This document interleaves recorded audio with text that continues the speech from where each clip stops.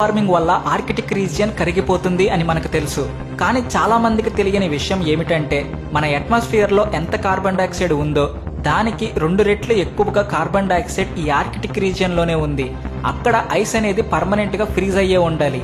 ఆ ఐస్ కరిగిపోతే మాత్రం బేభత్సంగా carbon dioxide మరియు మీథేన్ రిలీజ్ అయ్యి ఇంకా గ్లోబల్ వార్మింగ్ పెరిగి చాలా బేభత్సాలు జరుగుతాయి.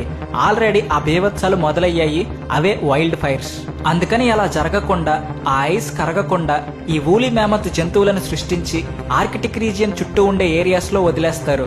వీటికి బాగా కోల్డ్ టెంపరేచర్స్ కావాలి కాబట్టి ల్యాండ్ మీద ఉన్న చెట్లని పొదలని కిందకి తొక్కేస్తాయి.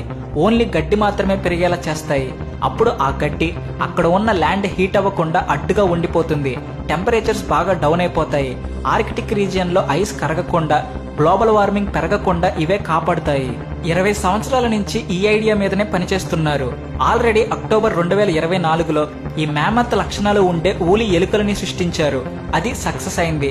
2028లో మొట్టమొదటి ఊలి మ్యామత్ ని సృష్టిస్తారు. మనకున్న టెక్నాలజీతో ఈ గ్లోబల్ వార్మింగ్ ఆపలేము. అందుకని ఈ ఐడియాని ఇంప్లిమెంట్ చేయబోతున్నారు. ఈ ఐడియా మీద మీ ఒపీనియన్ ని కామెంట్ చేయండి.